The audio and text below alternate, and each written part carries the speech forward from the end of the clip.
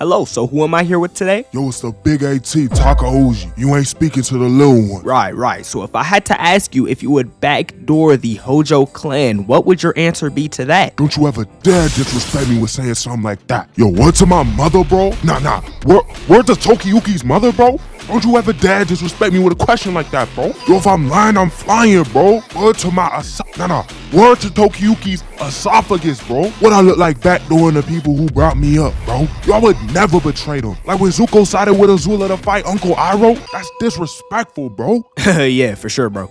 The elusive samurai is actually mad underrated. When I saw nobody was making videos on it for real, I had to put on my big boy traje. I know I said that right, big boy suit. And I had to lock in for y'all and bring out a vid on the elusive samurai. But now it's time to witness peak for real. So we see this kid running away from archery practice and he's dodging these two grown men. This is an 8-year-old boy, by the way. I feel like these two grown men should have more stamina, more power. They should be able to run faster. Actually, maybe not. You know, that's not always the case. But this kid's name is Tokiyuki Hojo, and he is the heir to the shogunate. But while he's running and he finally hides, this one guy named Takuji catches him. And I'm not gonna lie, he's saying, yo, you're the best hide and seek player in the world. You could really go to the Olympics of hide and seek if that was a category. So how exactly did he catch him? And why is he smiling like this? I mean, it just looks uncanny. And why is he smiling while his subordinate looks like he just got out of a war? You should be smiling too. Y'all should be chummy pals in front of this little kid. Yo, bro, yeah, nah, just give me a few days or give me a week or so and I'm gonna have, you know, all the land you need. I'm going out to conquer right now as we speak. And since you're gonna be the heir to the shogunate, don't worry. I'll follow any command you say. I really got you. And no, I would never backdoor you. What does that word even mean? Absolute cat. The biggest backdoor in history since Benedict Arnold. This is Tokiyuki's brother, by the way. But while he runs away and he's sitting in a tree, he meets this guy named Yori-shige and his daughter Shizuku. Yori-shige saying, I know you may only be 8 years old, but give yourself 2 years, man. When you're 10 years old, you're gonna be doing some great things. I mean, you're gonna be a hero. But that's when things get serious. We see Tokiyuki playing a game with his brother, and when he kicks the ball on the roof and he's like, yo, wait,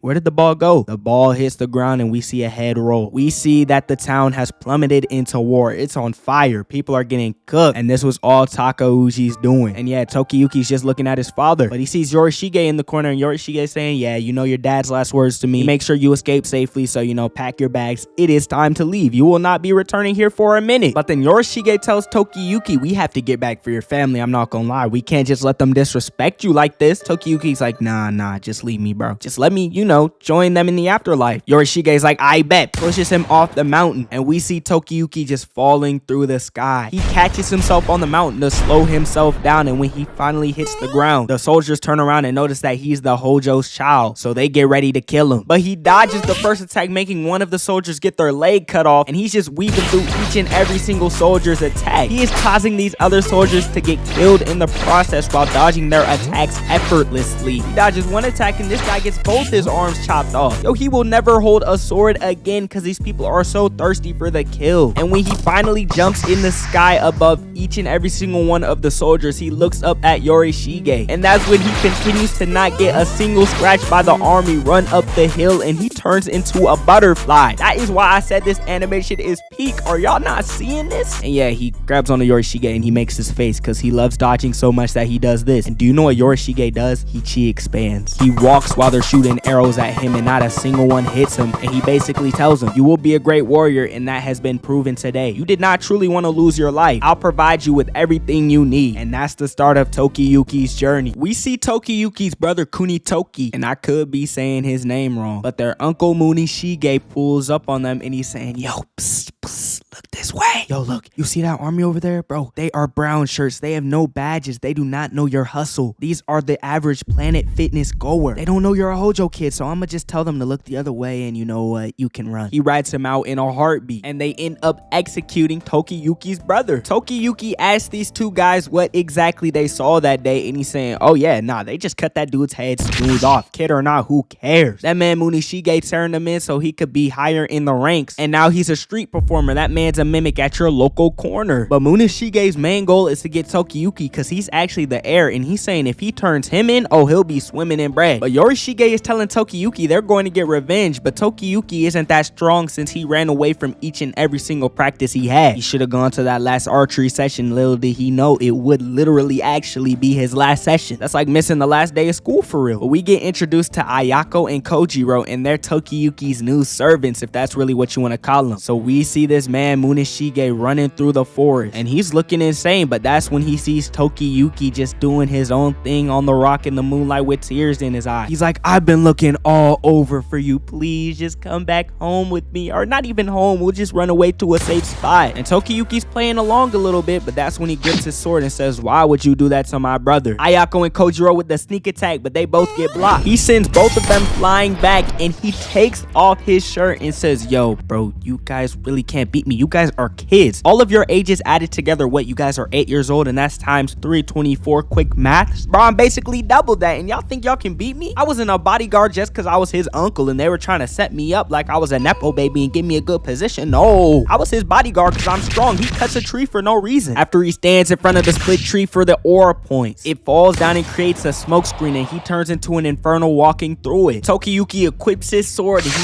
stares down his uncle running at him before getting sent flying back. Kojiro runs in to intercept, but then gets hit with a gut check and gets hit with a hilt check, and Kojiro is out of the game. Ayako runs in with a clash, and they start parry trading at mock speeds before she steps back, gets her weapon grabbed and thrown across the horizon. Munashige and Kojiro start parry trading backwards, and Ayako runs in and he's 1v2ing both of them, and all Tokiyuki can do is watch. But that's when he knocks both of them out the way and starts running up to Tokiyuki. We see in Munashige's head that he's just playing a game of dice right now for real, and he beat up Kunitoki. Humbled a 9-year-old boy who was his nephew, by the way, also he could have a higher role in the army. But we see him knock Tokiyuki across the edge of the board game, and he ends up being at the edge of a mountain. But when he attacks, Tokiyuki dodges, and that's when Yori-shige tells Ayako and Kojiro to get back. Munashige is attacking, but Tokiyuki is dodging each and every single attack. We see flashes of his eyes, and he's reading every attack, hitting gymnastic level moves to dodge them. Once he enters the flow state of dodging this man's attacks, he decides, yo, it's a good time to up the budget and completely change the animation style just to continue dodging this man's attacks. Yo, Tokiyuki is a company threat. I mean, just from dodging alone, boom, that's $1,000 added to a frame. I don't know how much animating is, but I'm pretty sure it's way more than that. But he runs up and jumps off of his arm into the sky. And after this, Kojiro and Ayako run in and they start distracting Munashige while Tokiyuki continues to dodge. But Ayako and Kojiro knock the weapon out of Munashige's hand, and he kicks up a dust storm and runs away. Ayako kicks him to the ground, but when he goes to attack her, a sword knocks his weapon out of his hand, and we see Kojiro through that sword. And that's when Tokiyuki changes the animation style again, jumping in the sky looking down at him. And he comes down and cuts his head clean off of his shoulder, saying this may not be enough to repay everyone who lost their life, but this is the first step. And he picks up the ball that his brother was playing with. W revenge. So after they're done with their very first battle, Yori-shige is telling Tokiyuki, you keep dodging, you keep doing all this, you'll eventually win that game of tag and take Kamakura back. So Tokiyuki's like, I bet this is gonna solidify it. Throws his sword down the mountain, saying, I'll take Kamakura back. It's in the wolf. He's up the mountain in a heartbeat, showing his elusiveness. But they flee to the Suwa territory where the Suwa shrine is, where Yori-shige is from. And Yori-shige's trying to get him to train, because how are you gonna take back Kamakura with no training? Back in his past, he did no training. He can't rely on just running. Maybe he can, but he probably shouldn't. And Yori-shige's telling him, yo, I'm seeing the future of you trying to run away. You can't run. I've set up a trap for every step you are going to take. And Tokiyuki isn't trusting Yori-shige for real, because he's like, Takuji just backdoored me and my family, and their family has been serving my family for generations. So if he backdoored me, someone I met a day ago like you could do the same thing and backdoor me. But he's like, nah, bro, I'm a god for real. I will never backdoor you. He rings these bells, and then he starts playing with the rain like he's a waterbender, moving like Mao Mao doing her dance at the end of season 1. And eventually he completely stops the rain. We look over the mountain. We see everybody saying hip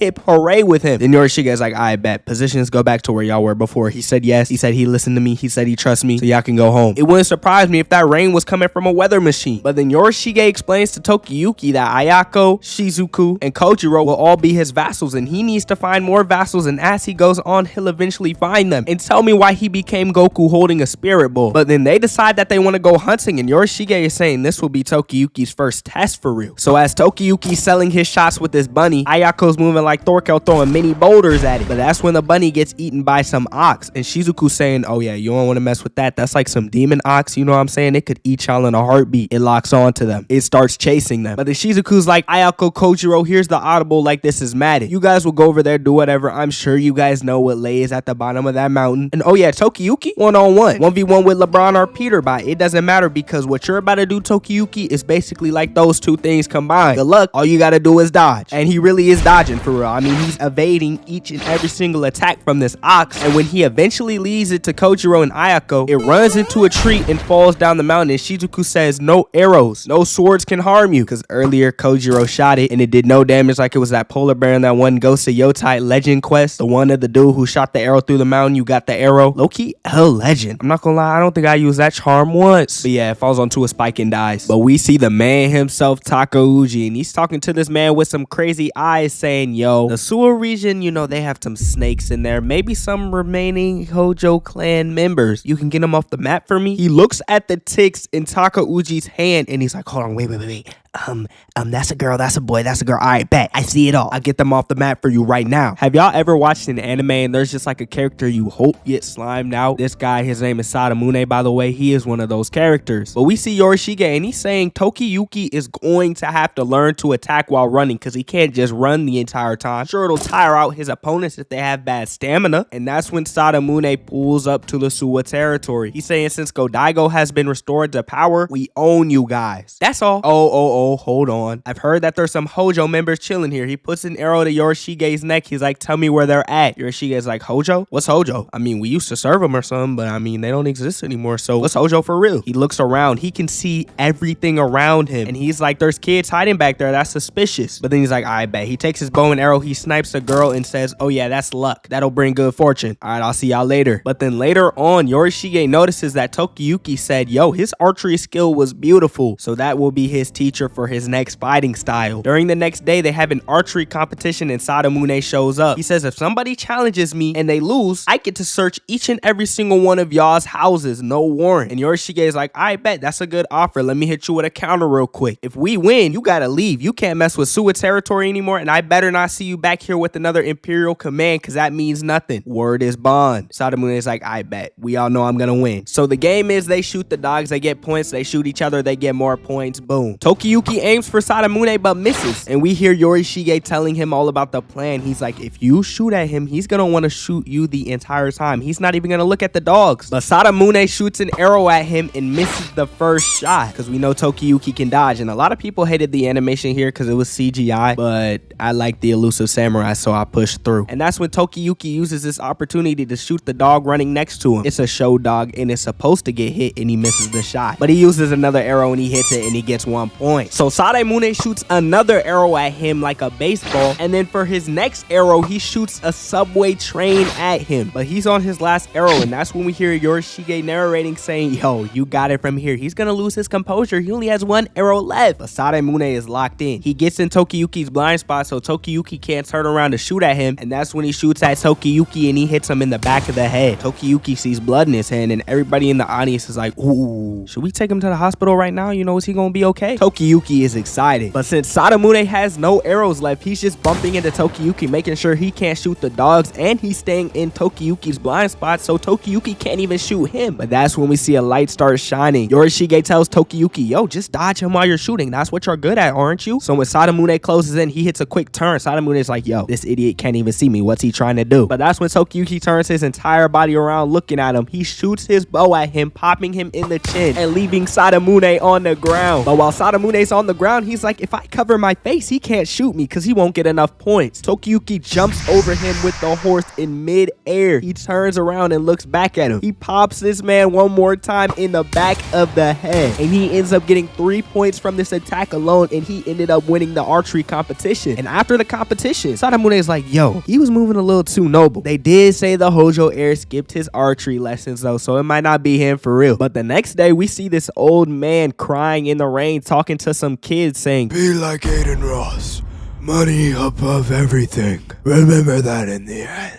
And then Sadamune pulls back up to the sewer region. He has another Imperial command saying you have to forfeit this land in 10 days or guess what? We are sliming out every retainer over there. But later on, Yori-shige is talking to Tokiyuki and he's saying, so basically what you're gonna do, you're gonna go to this village, you're gonna get Genba. He's a really good thief, by the way. I'm talking he maxed out his pickpocket skill in Skyrim first day on the game, like all of us did, because that ability was just so cool to have maxed out that in Sneak. And we all joined the Brotherhood, of course, and the Thieves Guild. But he says you're gonna have him steal the Imperial command. So when they go to the village to ask about Genba, everybody moves quicker than Tokiyuki. They're in their houses in a heartbeat, and Genba's behind Tokiyuki. He's saying, oh, I need some good money to join y'all. If y'all don't have good money, I'm not doing anything. And Tokiyuki's like, money? Man, I'm the Hojo child. You know money's no issue. I was thinking I was gonna give you land, kingdoms, all this other stuff, but if you want money, that's lie. I could give you that today. And Genba tells Tokiyuki, I'll steal it. You just gotta come with me. Tokiyuki is excited to go with him. He's like, I get to learn thievery firsthand. Count me in. Smile on his face the entire time. And we also find out that Genba can shapeshift because he becomes Sadamune with cat ears like a girl gamer with those Razor cat headphones. We all wanted a pair of those when we were younger, right? I know Yayo wanted them though. But they sneak into the warehouse and end up stealing the Imperial command. But that's when Mr. Earman says he can hear them. We know he can. And he thinks he's the dude from Vinland Saga. And he's like, they're not gonna escape me. I hear two boys in the warehouse. We're gonna get them gone. But after Tokiyuki and Genba try to escape with the smoke screen, we get this clean animation cut of Earman and he's saying, oh, I can hear them. He shoots his bow and arrow, barely missing Tokiyuki. And Tokiyuki and Genba run to hide in the forest. But Mr. Earman can hear every single breath. And he knows that they're hiding exactly in the forest. So when he takes his step forward, Genba decides, yeah, I'm not gonna lie, Tokiyuki, I'ma run away. My feet are so light they can't catch me. Tokiyuki's like, you're cooked. Blade to his neck in a heartbeat, and Mr. Earman's ear turns into Sukuna, but Tokiyuki saves him with a grab, but ends up getting cut, and they roll all the way down the mountain. But Mr. Earman and Mr. I-Man link up, and that's the worst duo you could ever go against. That's like two soccer skins in Chapter 1, Season 4, with TTV in their name. It's raps. And Sadamune shoots an arrow. Tokiyuki still dodges it though, even though he's leaking massive amounts of blood, and it splits through a tree. So since Tokiyuki saved Genba, he's like, alright, I guess I should repay his favor. So he pulls up on Mr. Earman and Mr. I-Man. He kicks the tree so crows fly out of the tree, and Mr. Earman can't hear what's going on anymore. His ears are screaming out, and he starts showing them why Tokiyuki's his lord. He's dodging all around them. They can't even catch sight of this man. He's moving like Sonic. Yes, I'm going to use that joke again here shortly. But he turns into Mr. Earman as a distraction and cuts Sadamune's bow, and he's chilling on a tree branch while he set up traps and they get knocked off of their horse. Then he sets the entire field on fire with purple flames. This was a beautiful scene. And he's like, oh yeah, look back there. We weren't gonna steal the Imperial command. No. Paper is meant to be burned. It's used to start campfires. And Sadamune looks back at the warehouse and sees that it is on fire. And after Genba makes his escape, they take Tokiyuki to safety. And during the next day, Sadamune pulls back up with a new Imperial command, but each Suwa territory member has their own Imperial command, throwing Sadamune off. And Genba officially joined the Elusive Warriors. We see Takuji pull up to the Emperor's kingdom, but Godaigo's son meets him and says, I won't let you enter. I know who you are. So he brings out his entire army while Takuji has a smile on his face, and they're cooking through Takuji's men. Godaigo's son is looking crazy. But that's when one of Takuji's subordinates says, can I handle this one? And Takuji says, no need. He walks out and he points his sword out and starts cutting off the head of each and every single member of the rebellion, all while he has a smile on his face. And he continues to cook through all of Godaigo's son's men while also dodging attacks from Godaigo's son, and he's not even looking at him. He's not even paying any attention to him. But that's when Godaigo's son pops in ult, but gets his sword caught by Takuji's hand, and he says, I'm really here just to celebrate you, with a smile on his face. And that's when people from the kingdom walk outside, and they rush past Godaigo's son like there aren't dead people laid out on the road, and they grant Takuji entry into the kingdom. And we get this trippy scene. I mean, I don't even know what was going on here. And that's when Yori-shige says to Tokiyuki, are you ready to face that man? He is not the dude you once knew. That man is a monster. But we see Yori-shige and he says, it's that time when I can't see the future. This man lost his powers. But then we also see Sadamune talking to some man, and it's Ikkaku mixed with Saitama mixed with someone who has scars that got beat up in their last battle. And he has ants crawling all over him, bro. But basically he says, yes, I'm following you, Sadamune. I know I have to get Suwa territory in your hands, so I'm gonna go do that real quick. But then in the boardroom, they're deciding, hey, we need scouts to go out and scout Sadamune because Sadamune is on the move. But their best scouts are already sent out. Tokiyuki's like, I mean, we're here. We could be your scouts. But Yori-shige doesn't want them to go because he can't see into the future, so he doesn't know if Tokiyuki will be safe on this journey. And if Tokiyuki isn't safe, Kamakura is cooked for good. Takuji will be the long-time ruler. So as they make it to their destination, Shizuku's like, let's go over the plan. We're gonna go to that village. We're gonna recon. We're gonna get some soldiers to help us in this war. But Ayako and Kojiro notice something and they block an attack from this random blue-haired dude. After they knock him back and he lands, the forest lights get set up with fire. This random guy they think is the enemy starts spinning his weapon. Both parties dash in and clash. Kojiro knocks his blade up to parry, but then gets pushed out the way. And this other dude is about to turn up. He runs in, knocks Kojiro back, notices Ayako is behind him, and he blocks her attack. He pins her sword to the ground, but Kojiro jumps up from the top rope, attacks, but gets knocked back. Then they get straight to parry trading with some close encounters in there. Ayako hits a parry for the love of the game. And after knocking him back, Kojiro gets back to parry trading with him, and Tokiyuki's in the back saying, dang, I've been training with these people and I've never seen them move like this. They were going easy on me. We see Ayako holding the blade with 2 fingers while she's petting this man. He should have known from the get-go. But Ayako and Kojiro rush in for a final attack and get blocked, but the random guy notices Shizuku and hops back. He's like, oh, you're Shizuku? Y'all are cool. Y'all got the VIP pass. Just follow me. This guy's name is Fubuki, but I'm gonna call him Luffy. You're gonna see why. So Luffy is eating up all the rice in the village while explaining, yo, basically these kids are orphans. All their parents got slimed out, but I use them to set up traps. They're good. And oh yeah, the reason Sadamune wants this place so bad, because if he deployed soldiers here, it'd low-key be the best fortress in the world, something like that. So we gotta keep it safe. And that's when Ikkaku from before starts his descent to the village. But before this attack, we see Luffy and he's training Tokiyuki. Tokiyuki is dodging each and every single attack from Luffy. And Luffy says, I bet, hit me then. And Tokiyuki can't attack him because we all know this. But then he's like, so basically you're a bum. You can dodge, but you can't attack. But I have a skill that I'm gonna teach you that's gonna have you attacking like you never could before. And oh yeah, you're fighting the general, so good luck with that. But we see General Ikkaku on the top of the mountain and he's saying it's time. His #1 glazer, the Joker, has water coming out of his ears because he's so excited to plunder and destroy an entire village. And as they start their march down into the village, arrows from behind them start flying at them. The first trap was an attack from above. They decided to not go the straight path because they knew traps were already set up, so they decided to descend down the mountain. But Luffy predicted this. But as they finally make it down the mountain, they end up slipping on ice. They thought it was the river, but it froze over in one night because it was just that cold. And they're getting sniped while they're on the ground slipping. But as the general and his 3 strongest soldiers finally make it on land, side character thought he had something. He got no dips in a heartbeat. So while one of the general's men are walking and laughing, he gets cut out of nowhere and falls to the ground. Ayako and Kojiro throw smoke bombs to distract the others, and they rush the general, which is a bad move. They try to attack him, but his armor blocks it. Ayako sees her life flash before her eyes, but Kojiro clutches up. This is the first time we have seen armor do what it was created to do. And after the general starts getting on some freaky time and saying, ooh, 4 conmon, 3 conmon, you guys are gonna go for a good amount of money, he shifts his focus to Ayako and Kojiro, and they end up running away and he chases them. Kojiro goes to shoot at him, but he blocks a shot, and they flip the door to send him into the room with Tokiyuki. W diversion. And he's just sitting there with his sword, absolutely chi expanding. By the way, Penny boy,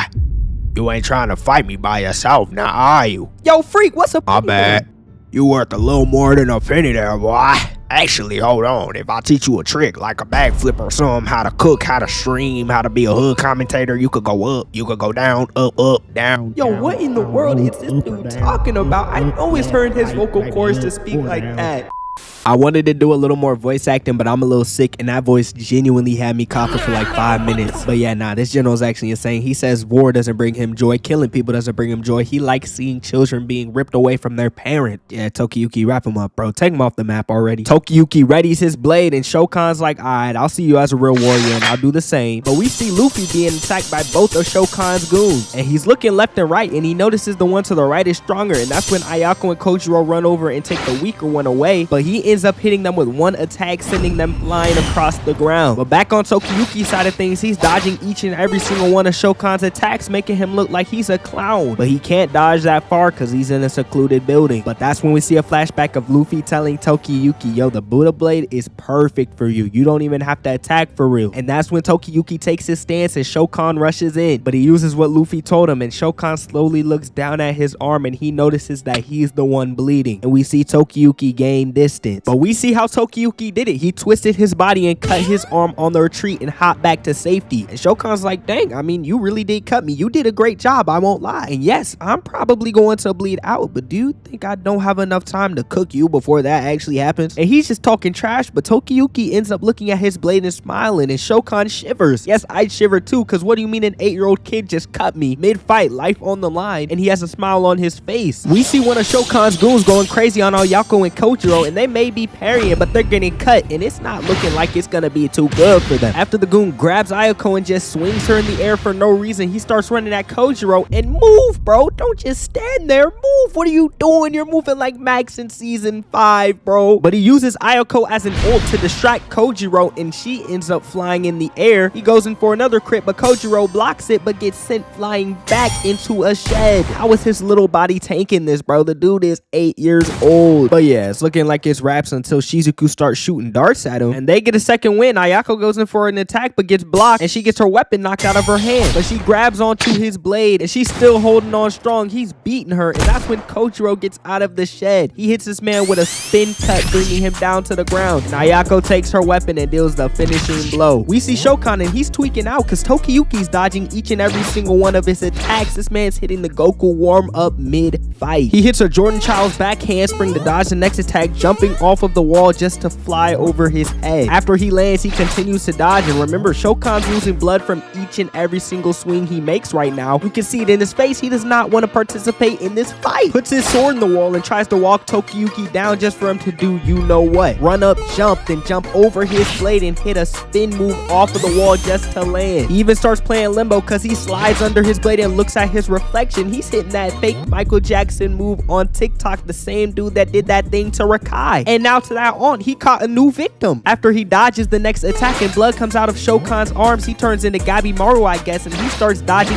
each and every single drop of blood, not letting it touch him. And oh yeah, of course he's doing all this with a smile on his face. But the Joker hops up with his Mitsuri Nichiren blade and starts wagging it around at Luffy. But he dodges one and starts parrying and retreating them at the same time before getting cut. He still has a smooth landing though. But Joker tells Fubuki, yo, I'm smurfing. I'm basically doing this so Shokan, when he asks me to do something, I don't really gotta do it because he doesn't think I'm strong for real. But since you think you're something, bro, I'm gonna show you what I can really do. He jumps in the sky, goes in for another attack with his Mitsuri Nichiren, and Luffy's blocking each and every single attack. He even gets cut by one. But as he comes down for the clash and Joker knocks him back, when Joker goes in for his next attack, he's like, oh yeah, I read your technique like a book. See, what you're doing wrong is, right, you're putting your arm up just a little too high when you go for attack A, and when you try to throw me off with attack B, it's a little too low. You know, if you could smooth that up, that'd be nice, and maybe you'd be something that could surprise me. But he blocks his attack, kicks him in the family jewels, poses real quick, and he blocks his next attack, and he puts his sword in the ground, jumps up, kicks him in the jaw, sending him flying through the air, hitting spins before he hits the ground. Has time to put both of his swords in the ground and hit another pose while the wind is blowing. Yo, your chi levels are not that important, bro. And Joker goes in for one more attack, so he spins his weapon. He dodges his attack, puts the blade to his neck, and says, yeah, bro, you can go already. And ends his game in a heartbeat. And back on Tokiyuki's side, he starts running so fast, he's moving like Sonic. Like I said it before, he was off his own tonic of Pack of the Lime and a vodka and chronic. Bring that to the beat. It is bubonic. Yeah, I'm not gonna lie, that was corny, but I wanted to say it for the love of the game. Shokan's looking like y'all after I made that joke. I'm sorry, it won't happen again. It just took over me like a symbiote. It was calling to me like the Green Goblin mask. I didn't say anything about it. I had to say something. And this man's running off the walls and Shokan's still trying to attack. I don't even know why. He starts jumping around the room and he even jumps off of Shokan's shoulder. Yo, I'm not gonna lie, I'd be mad heated if I was Shokan. This is like 1v1 and somebody that's better than you, and you know you can't beat them, so all you can do is just sit there and be mad. He goes into a backstory saying, yo, I only became this way because my dad didn't give me no land because we ran out, and I wasn't about to be a servant to my brother. And he starts calling Tokiyuki his Buddha. He's saying he can smile at me and I've done everything I've done. Wow, this guy is insane. And yeah, Shokan's out cold, and everybody pulls up on Tokiyuki and hits him with the classic anime group hug. But Sadamune pulls up, shoots at Tokiyuki. Tokiyuki dodges, but that's when the reinforcements from the Suwa Grand Shrine show up as well. Yori-shige's happy to see that Tokiyuki survived because he didn't know if he would because he couldn't see into the future. And yeah, this man Shokan survived somehow. And Tokiyuki tells Luffy that he's the Hojo clan's child, so he's like, yeah, be my vassal. And Luffy's like, bet, I got you. So after a life or death situation, why not have a happy episode? Because yo, Tokiyuki may be mourning those lost in the war he just had, but Yori-shige still has no power, so he's like, yo, give me some eel. Once I eat these, I'll have my powers. He doesn't get them back. He's like, yo, give me some leeks. After I had leeks last time, I got my powers back. He doesn't get his powers back. He's like, yo, make me a shrine maiden right now. We'll do the ritual. I'll have my powers back. It has his own vassals being like, yo, Tokiyuki's low-key a freak. What's going on right now? He doesn't get his powers back. And he's like, all right, bet. Just give me some holy water over there. You know, that will truly get my powers back. Now, when he goes to get the water, he sees Shizuku there and she's hitting the Mau Mau dance. I know I said this earlier in the video, but like father, like daughter, because he was doing it earlier and now she's doing it. And then she's like, come here real quick. Let me show you something. She gives him the ability to see each and every single divine beast in that area, and they're just lounging like it's a VIP room. The ox that they slimed out before is chilling there. there. And Yori-shige finally gets his powers back. He's like, hold on, let me show you some power real quick. Let me flex. Let me show you how I'm moving. And he puts his hand on the ice and splits the entire lake in half. And then he tells Tokiyuki, many time periods from now, people will stop believing in gods because they'll just focus on themselves and continue to evolve as a race. So they'll look at what I've done as a natural occurrence. And Tokiyuki's like, yo, so are you gonna disappear? He's getting scared. His light starts shining and he says, nah, not in this time period. They have a snowball fight. And I'm not gonna show this scene, but just know he cleared up Tokiyuki's name with that maiden doll incident. And I can't believe I almost forgot this, the downside of not scripting a video. We see Takuji and his brother Tadayoshi pulls up. He's like, yo, bro, you trying to see what I painted real quick? You know, I'm really on my Bob Ross. I'm feeling different. But when he tries to step into the room, he gets hit with that you to JJK0 movie treatment. And he's like, oh, let me have that painting. It's just so beautiful. I can't even step in to grace the same room as that painting. And after Takuji leaves, he tells his men, yo, burn this building down, take that painting. Nobody can see it. This man Takuji is no longer human. He sees the Buddha as his prey at this point. But now the elusive warriors get introduced to their final enemy of the season. We have Kiyohara, and he was appointed as the official over some land. And he's like, yo, make an example out of these poor farmers. So they cook these farmers. And Yori-shige tells Tokiyuki and his friends, there's some people right now in a war. Hoshina, I'm sure you might have heard of him. Go there and get them to stop fighting because they're not built for this. And he tells them, oh yeah, Ayako and Shizuku, they cannot go. So when they pull up to the samurai, they're all saying, yo, I want to die this way. I want to die with honor. I want to do this. I want to do that. So yeah, they don't want to stop fighting. And guess what they do? They start fighting. They get into an entire war, but with Luffy as their strategist, they're cooking up. And they end up pushing back Kiyohara's forces and they retreat. But later at night, Hoshina is telling Tokiyuki, I'm going to die with honor. I'm sure you haven't seen all the things I've seen, so it's okay if you don't trust me or you don't understand where I'm coming from. And that's when Tokiyuki splashes sake on him. He says, you're a fool. He starts attacking him, but Tokiyuki's dodging because guess what? He's the elusive samurai. He can't be touched. And while he's dodging, he's telling him, honor died in Kamakura. Honor died on Komoda Beach. If you know, you know. And then he starts hitting him with the peach hoy, yeah, booty bump to the face because he ends up getting drunk, but he ends up convincing them, yo, we gotta retreat. Let's go. Mr. Earman is still hearing everybody episodes later, and he's telling Kiyohara they're trying to retreat. Let's just let him go. Kiyohara's like, no, we gotta put them on a t-shirt. We gotta turn them into a movement. Chase them now. And they realize they're being tailed. So the war begins, and this big guy, Lord Yodomaru, that got introduced last episode, is leading his own soldiers into their doom. And they're asking him, what should we do? But it turns out that Lord Yodomaru is Gemba, and he hops away to safety. And they're cooking through the opposing forces. But Kojiro's saying, I know where my next move is going to be. I just need about 4 people to help me. So he goes to the battlefield, and he starts talking to this man. He's like, yo, with the wrinkles all over your face. The dude turns around. He's like, I'm only 20 years old. And he's like, all right, bet, the Minecraft character from Dandadan, you come with me. He's like, Minecraft, bro, my head ain't a block. And then Diglett thinks he's gonna get a nickname too. Nobody invited this man to the battlefield. But he asks Luffy where he should go next, and that's when he runs into the real Lord Yodomaru. So Kojiro decides he'll attack him one-on-one. They start jousting. Kojiro gets knocked back. It's like, man, that's light. I'll get back up and do it again. He blocks the next attack. He's like, all right, bet, come back. One more time, he gets cut. And he's like, hold on, wait, I'm not built for this. This is out of my character. But then he hears his subordinates talking about Tokiyuki, saying, yo, he spoke so highly of you. You better lock in. So that's when he rushes back in one more time. He jumps off his horse, but barely cuts his neck. Kojiro's like, yeah, that's all for me. I'm out of battery. But when Yodomaru is confused, that's when the subordinates from before grab him off his horse and pin him to the ground. And Kojiro rides up. He's putting his sword all in the water, and he hits him with a cut straight through his face, getting ready for a deal just in time for Cyber Monday. Even though this is being posted on Friday and Cyber Monday already happened, I'm recording this on Cyber Monday, so pretend the joke hit. But as Hoshina's allies are retreating, Luffy says, I'm gonna finish off that official myself. But Mr. Earman hears all of this. He hears him on the horse, so he tries to intercept him, but Luffy comes through with a cut, cutting the official's hat off. He's like, yo, I could have ended your life right there, but this is just a warning to shake you up a little. And Kiyohara's like, yo, we gotta go. Look over there, you see all those banners? They have more allies coming to fight us. And they end up winning the war. And Yori-shige is like, Ayako, Shizuku, you know, your man's finna make it home. Don't be scared no more. He's safe. And we see the elusive warriors that went into war riding home safely. Elusive Samurai is too underrated, and season 2 is dropping in 2026, so you know we will be on that. But there's not gonna be too much more for me. Have a great rest of your Friday. Key Simber on the way. That Cyberpunk Edge Runners video was coming next, and that will be my best work. I'm putting my blood, sweat, and tears into it. Sub, like, and I'll catch y'all in the next one.